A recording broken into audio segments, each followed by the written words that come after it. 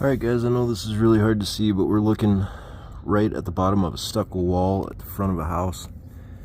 Looking at a weep screed. You see the weep screed right there? That's a metal bar, metal band that goes around the perimeter, and that allows this wall to drain. We've got a gap right here where the concrete is broken off, but they concreted or stuccoed right over the top of that weep screed. They did that in several areas of this house.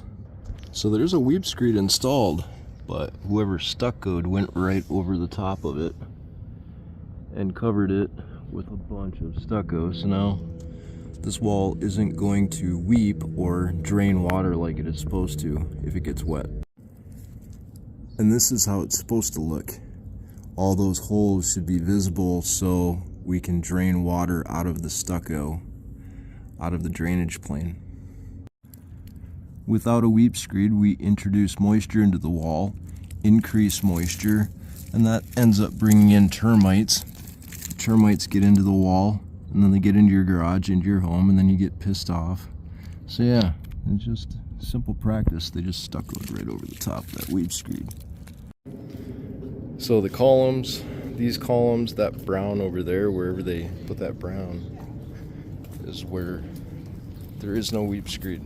There's no weep screed on any of this. There's no weep screed on any of the columns up here or over there.